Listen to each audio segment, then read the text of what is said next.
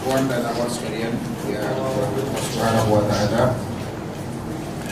alhamdulillah pada siang hari ini Allah Subhanahu wa taala mempertemukan kita di tempat yang mulia ini dalam rangka tawasul haq, saling menasihati dalam kebenaran.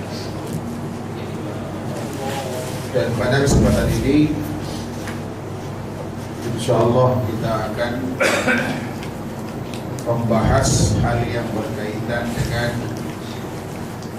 ibadah yang tidak pernah kita tinggalkan sebagai muslim, yaitu sholat.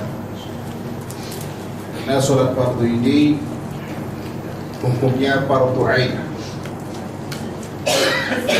itu wajib atas setiap individu yang mukallaf sepanjang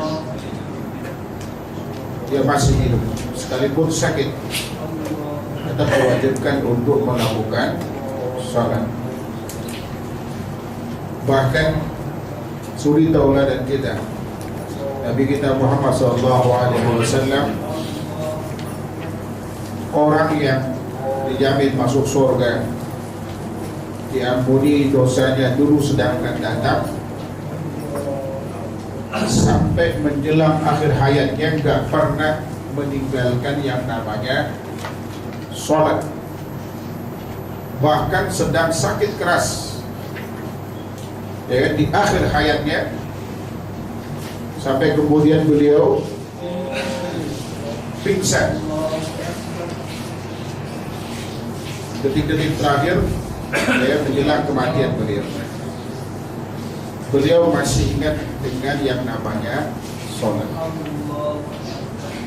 Ini menunjukkan betapa pentingnya sholat. Bahkan dilihat dari sisi persyariatannya, sholat ini tidak seperti ibadah-ibadah yang lain. Ibadah yang lain melalui perantara malaikat Jibril alaihissalam.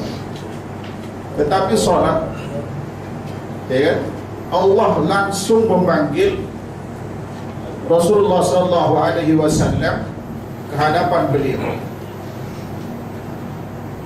ya kan, pada saat peristiwa Isra dan Mi'raj. Ini menunjukkan betapa pesan yang disampaikan pada saat itu merupakan pesan yang sangat penting, yaitu sholat. Bahkan sholat ini merupakan syariat bagi seluruh umat manusia, walaupun bilangan rakaatnya berbeda, barangkali juga tata caranya berbeda. Dan yang pasti yang Allah syariatkan kepada Nabi Muhammad SAW merupakan penyempurna dari syariat sholat sebelumnya, ya. Karenanya Allah Subhanahu wa taala wajibkan atas setiap individu, ketika kemudian mereka mengingkari kewajiban sholat, sekalipun dia sholat, kufur berdasarkan ijma' ulama.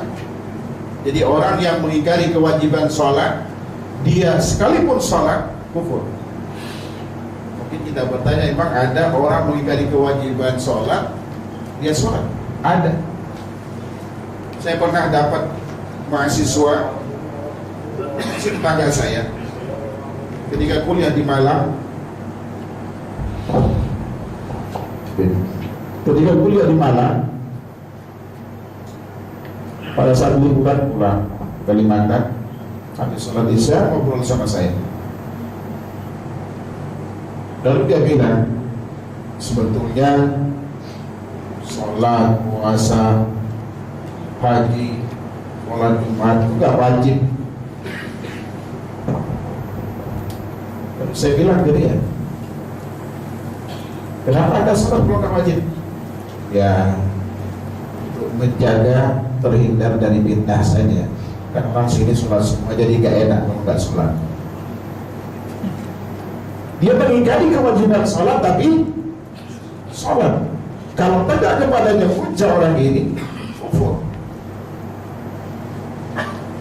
Lalu saya tanya kenapa sampai pada keyakinan ini, kata saya, padahal orang berpendidikan, mahasiswa ini tidak menggunakan akal sehatnya ini. Atau kemudian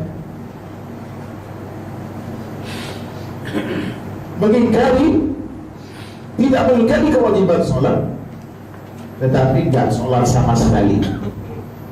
Apa ya? Kalau kata saya berdasarkan kesepakatan sama ini, pendapat yang paling kuat kufur juga. Tidak mengingkari kewajibannya, namun nggak sholat sama sekali. Dan yang ketiga, ya, dia tidak mengingkari, terkadang dilakukan, terkadang tidak. Saat menggampangkan, kapan mau sholat, lagi males, udah sholat. Ya, ini kalau dalam negara Islam disuruh bertaubat selama 3 hari, tidak bertaubat dipancing keluar dari Islam. Ini sangat penting. Ya, berarti kedudukan sholat di dalam Islam. Makanya setelah kita diperintah untuk beriman kepada Allah Subhanahu wa taala, mengakui tentang kerasulan Nabi Muhammad SAW, tugas selanjutnya kita diperintahkan melakukan sholat. Bahkan satu hari ketika Mu'adz bin Jabal itu kesampaian sama Rasulullah dalam riwayat Imam Muslim, Rasulullah berpesan kepadanya, ya Mu'adz, innaka ta'ti qauman min ahlil kitab, falyakun awwala ma tad'uhu ilayhi an yashhadu an la ilaha illallah wa anni rasulullah. Wahai Mu'adz, engkau akan mendakwahi ahlul kitab di Yaman. Maka pertama kali yang harus menjadi konsepmu dalam dakwah itu, ajak mereka untuk memberikan kesaksian bahwa tidak ada ilah yang berhak ibadah dengan benar kecuali Allah, dan kasih tahu bahwa saya adalah utusan Allah. Fa inhum aqa'aka lidzalik, kalau mereka sudah mentaatimu dalam hal ini, mereka mengimani Allah sebagai satu-satunya yang diibadahi dengan hak, dan Nabi Muhammad sebagai utusan Allah di samping sebagai hambanya, maka kasih tahu mereka Allah Subhanahu wa taala, Allaha tarada alaihim khamsu salawatin fil yawmi wa laylah. Kasih tahu mereka bahwa Allah Subhanahu wa taala mewajibkan kepada mereka apa? Salat 5 waktu dalam sehari semalam. Ini menunjukkan betapa pentingnya sholat itu. Ternyata hikmah sholat itu sangat besar. Jadi Allah menginginkan kita ini menjadi pribadi yang baik melalui sholat yang kita lakukan. Karena Allah Subhanahu wa taala berfirman, inna sholata tanha anil fahsya'i wal munkar. Sesungguhnya sholat itu dapat mencegah pekerjaan keji dan kemungkar. Pertanyaannya kapan? Mengingat banyak orang, khususnya pada saat sholat Jumat, datang terakhir pulang duluan, sandal sepatu yang bermerek hilang, padahal baru sholat. Ini yang salah sholatnya manusianya. Manusia yang tidak melakukan sholat sebagaimana mestinya. Karena sholat yang benar itu berarti mulai dari syarat, rukun, wajiban sampai kemudian sunnahnya sebagaimana yang Rasulullah contohkan. memperhatikan adab-adabnya, dan kemudian memperhatikan juga apa? Kekhusyuan di dalam, dengan memahami makna yang terkandung di balik ucapan atau bacaan yang kita baca di dalam sholat, mulai takbir sampai salam. Kalau itu kita lakukan, maka insya Allah pasca sholat ada bekas dalam kehidupan kita. Sholat akan menjadi kontrol bagi perilaku kita. Karena Rasulullah bersabda, inna awwala ma yuhasabu bil 'abdi yawmal qiyamati shalah. Pertama kali yang dihisab nanti di akhirat itu dari seorang hamba yang berkaitan dengan ibadah adalah sholat sebelum yang lain. Kalau sesuatu biasanya diutamakan, ini menunjukkan bahwa sesuatu ini adalah utama dan istimewa. Ternyata sholat itu menjadi tolak ukur baik buruknya perilaku kita dilihat dari sholat kita. Kita bisa buktikan dalam kehidupan nyata. Mungkin teman atau mungkin kita, kenapa kok kecenderungan kita itu bermaksiat? Lihat bagaimana sholat kita. Tepat waktukah kita harus selalu kemudian melalaikannya? Atau tepat waktu bagaimana kemudian kualitas sholat yang kita lakukan? Apakah sebagaimana contohkan atau tidak? Karena baik buruknya sholat seseorang dan perilaku seseorang sangat tergantung pada kualitas sholat yang dilakukan. Karena Rasulullah mengatakan, kelanjutan dari hadis ini, fa'idha saluhat saluha sa'iru amalihi. Kalau sholatnya benar, maka niscaya seluruh perilakunya akan baik. Fa'idha masadat, kalau rusak, sebaliknya, maka rusak seluruh perangainya. Jadi ketika ada kawan kita, teman kita, saudara kita, maka mungkin kita, ya, ketika akhlaknya, perilakunya buruk, lihat dulu sholatnya. Dan perhatikan juga ada orang yang soleh, baik, tekun, rajin, beribadah. Ya, di mana yang dimaksud? Lihat sholatnya bagaimana. Pasti ada perbedaan antara orang yang akhlaknya baik, yang akhlaknya baik dengan yang tidak baik. Dilihat dari sholat. Sholat yang baik pasti baik, gak baik dia pasti gak baik. Kenapa yang dikatakan muslim itu pasti benar?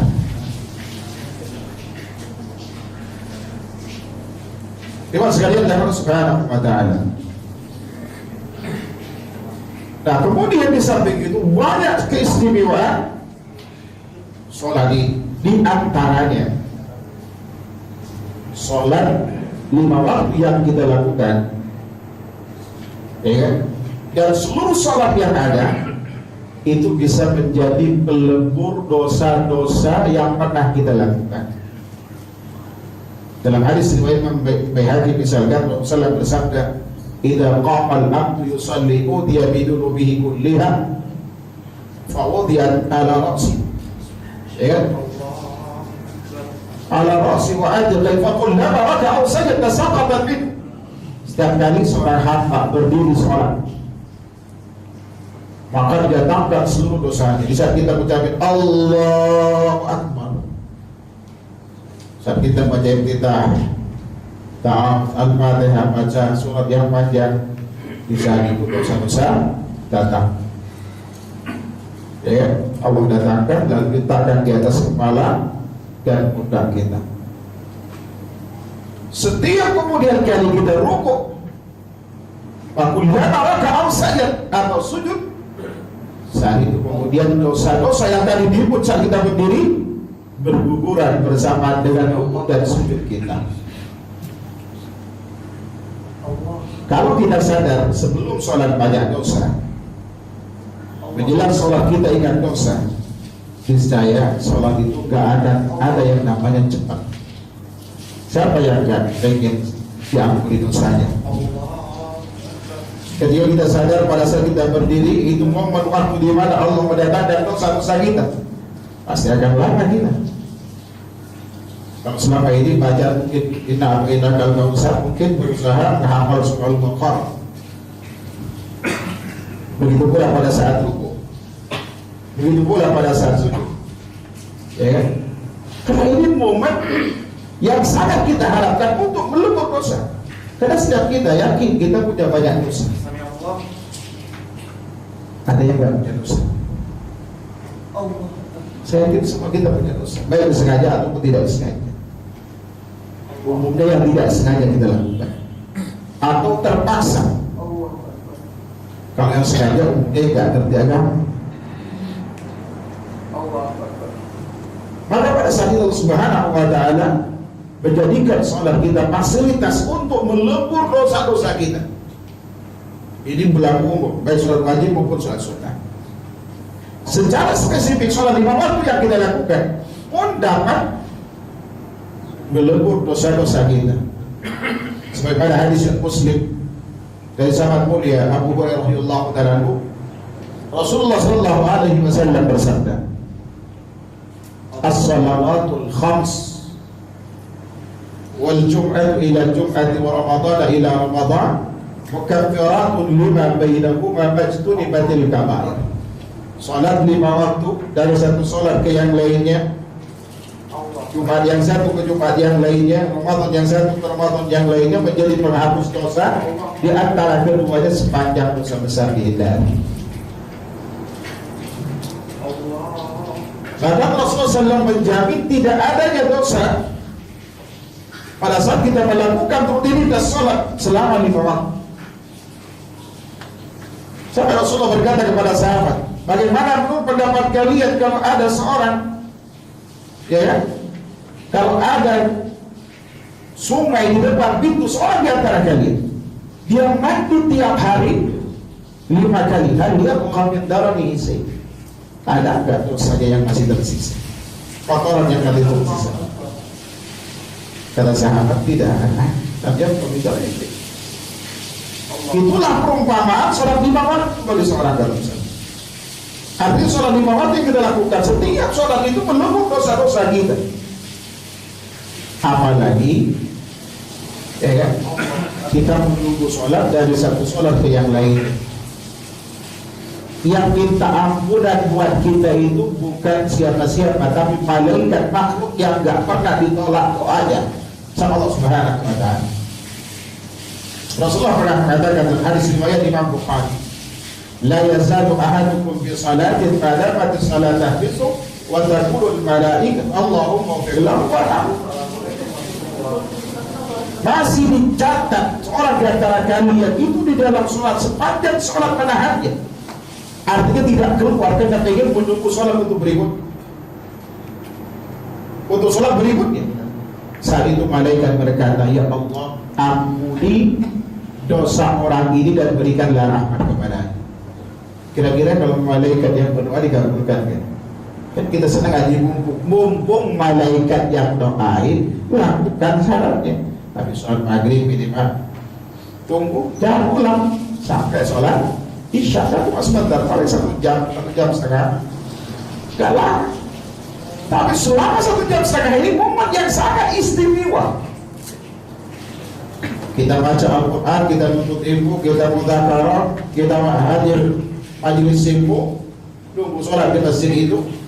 Di saat yang sama malaikat sibuk mendoakan kita ampunan dosa atas dosa-dosa yang kita lakukan, dan Allah turunkan rahmat bagi kita. Kenapa malaikat? Yang selanjutnya, keistimewaan sholat.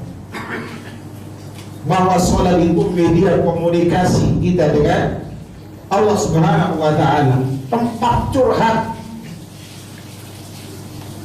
dan jarak yang terdekat antara hamba dan sang pencipta pada saat sujud, kata Rasulullah. Makanya Rasulullah ketika sujud itu banyak berdoa. Ada 12 doa yang sampai kepada kita. Nanti kita bahas pada waktu. Insya Allah saya akan bahas. Nanti habis utama ini bagian dari gerakan biar gampang dipahami.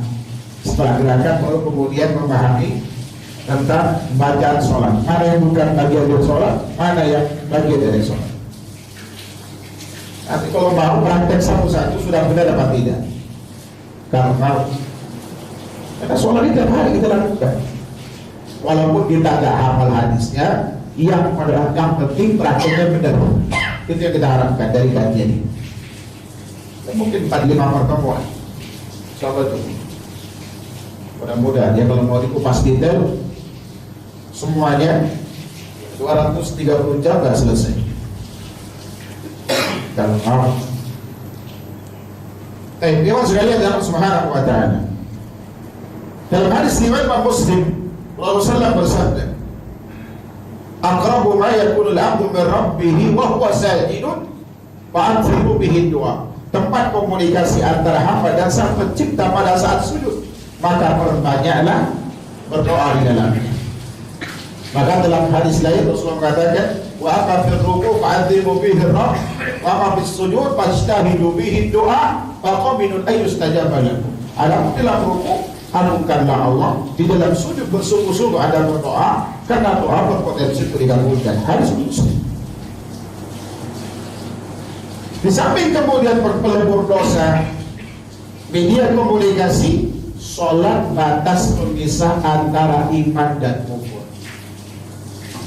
Kita sudah jelaskan tadi orang yang meninggalkan sholat. Karena Rasulullah SAW bersabda, al-ahdu bainana wa bainal kufri batas. Batas pemisah antara kita dengan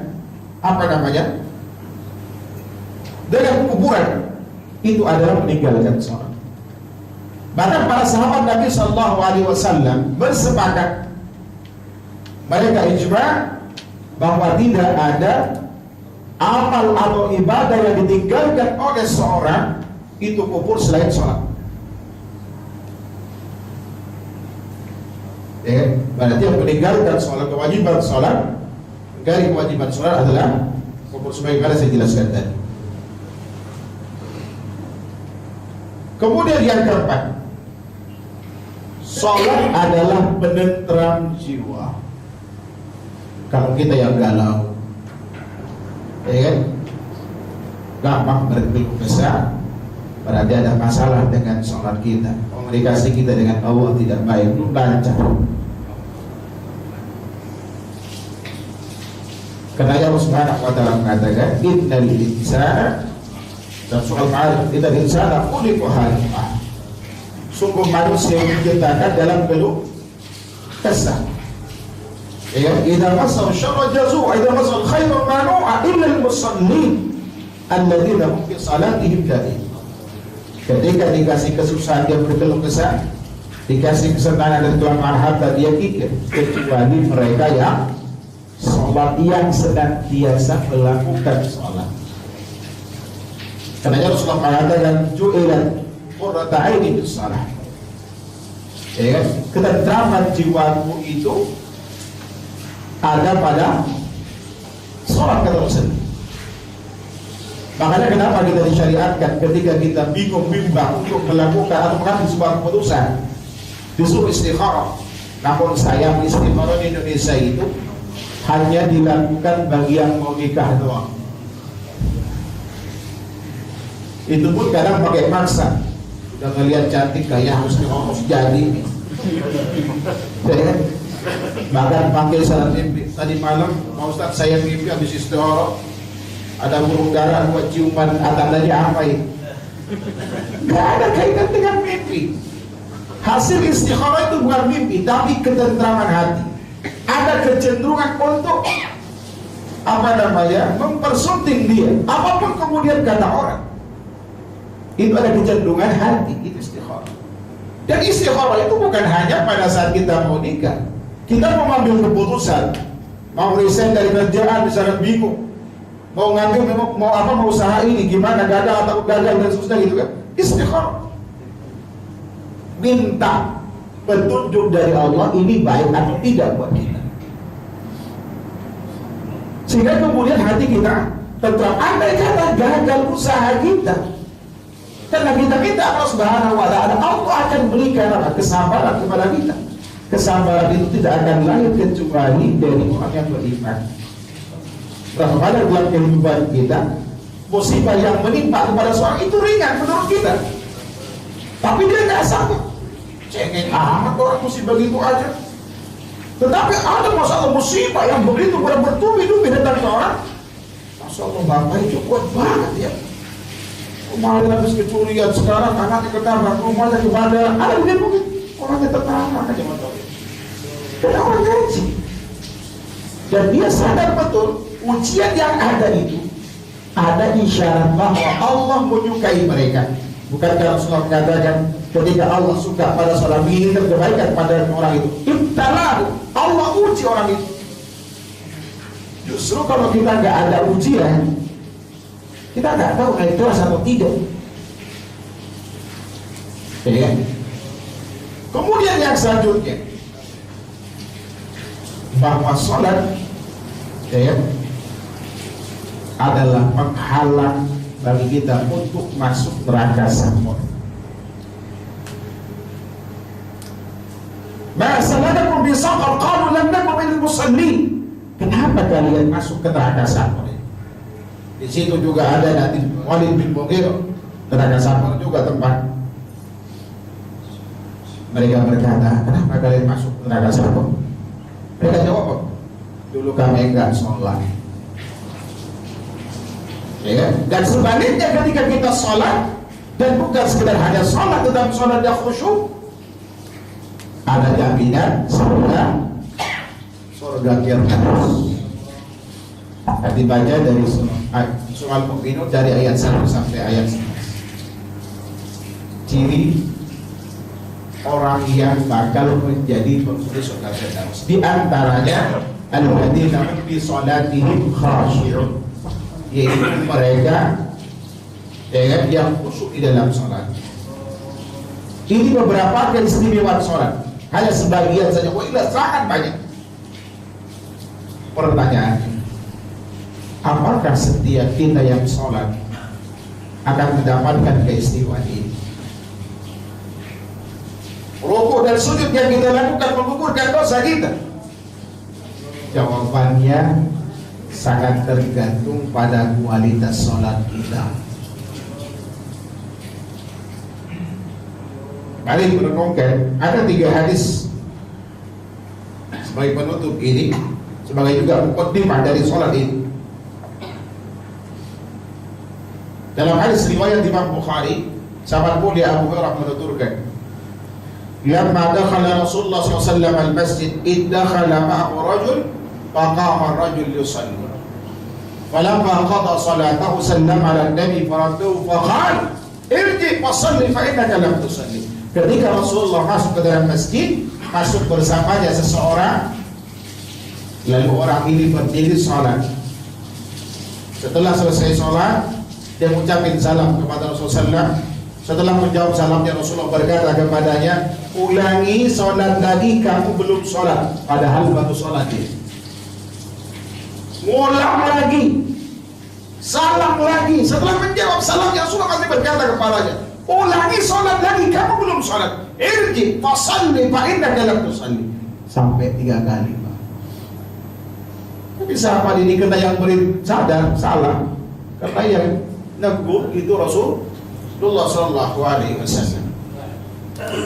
Akhirnya sahabat ini berkata kepada Rasulullah, "Walladzi ba'asaka bil haqq ma uqsidu ghairaha fa'allimni ya Rasulullah." Demi Allah yang telah mengutusmu dengan kebenaran, sungguh aku tidak bisa salat lebih baik dari apa yang aku lakukan tadi. Kalau gitu tolong dong ajarin aku ya Rasulullah.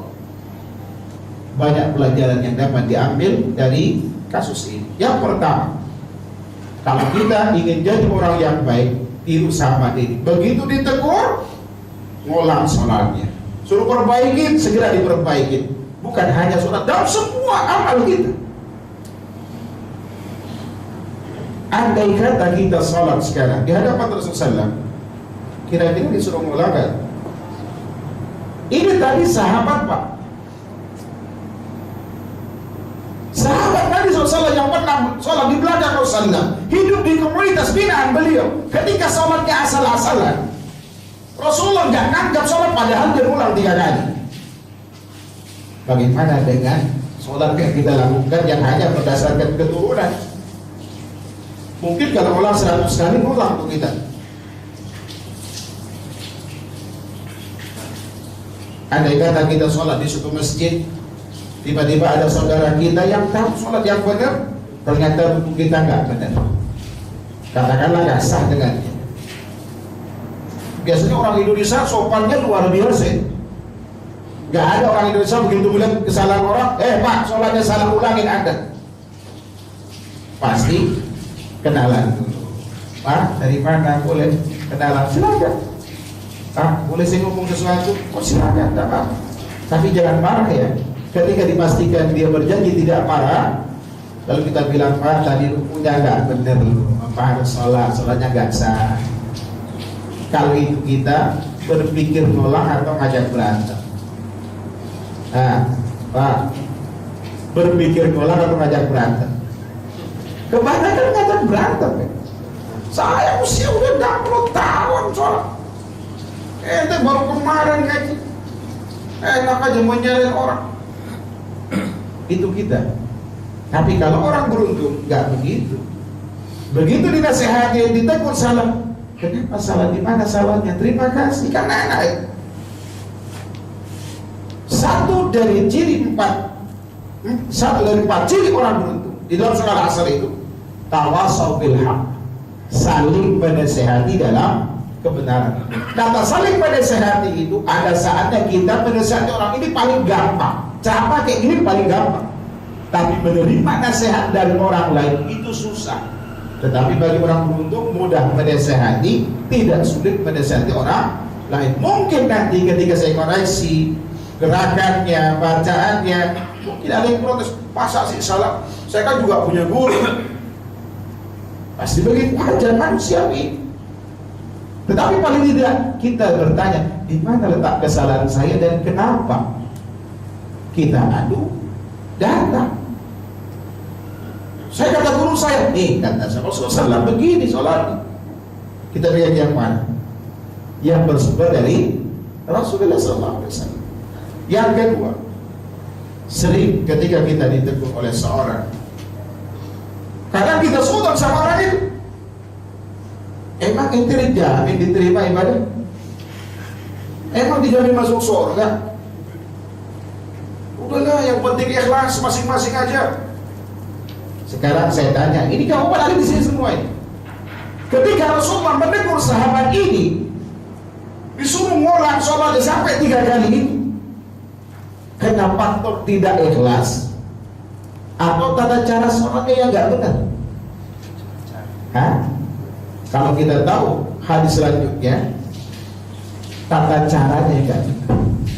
Kata Rasulullah mengatakan ketika diminta, ya Rasulullah, tolong ajarin aku. Rasulullah mengatakan, idza qumta ila sholati fasbir wudu, thumma istaqbil al-qiblah, thumma kabbir, thumma rka' hatta tatma'inna raqi'ah, thumma irfa' ra'saka hatta ta'tadila qa'imah, thumma isjud hatta tatma'inna sajidah, dan seterusnya. Rasulullah ngajarin tata cara sholat.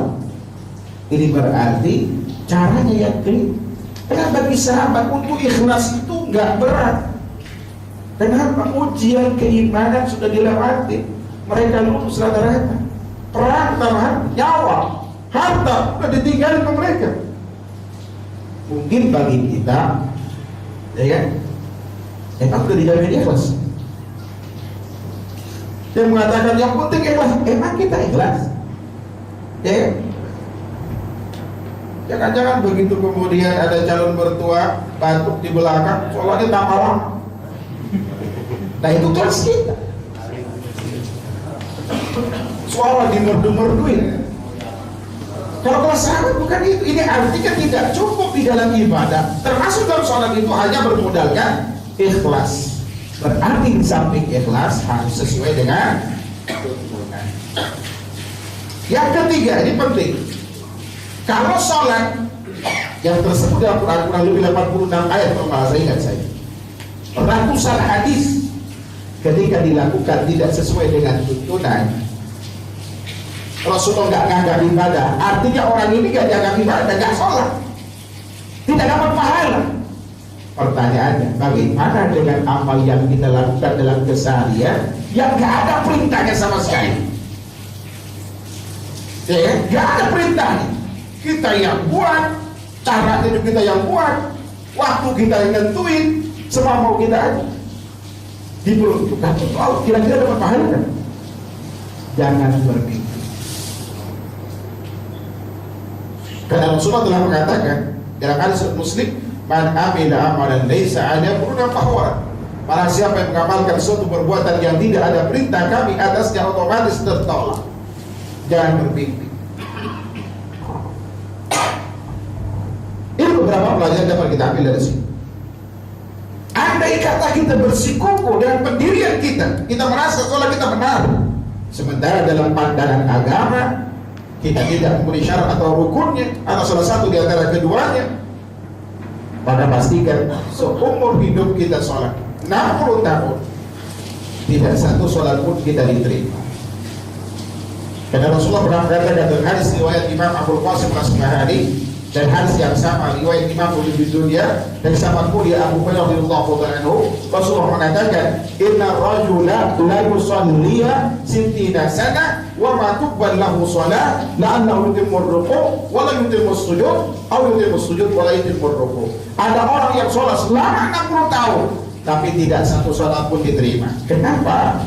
Mungkin rukunya sempurna kata Rasulullah tapi sujudnya enggak, atau sujudnya sempurna tapi rukunya tidak. Berarti ada standarisasi kesempurnaan ruku dan sujud itu. Bagaimana? Ini yang harus kita kaji, harus kita dalami, harus kita kupas.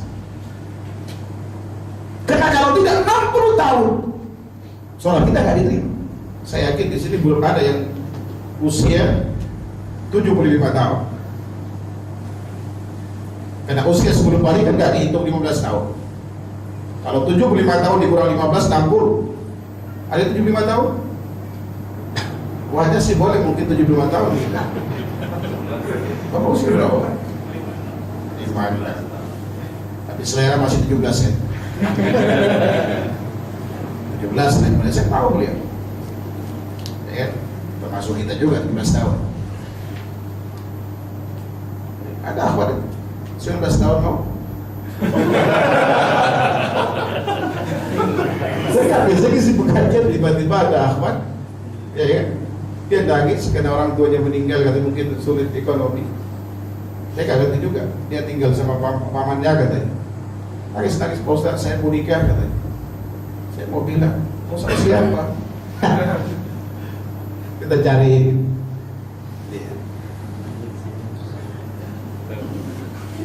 Kalau nangis siap boleh.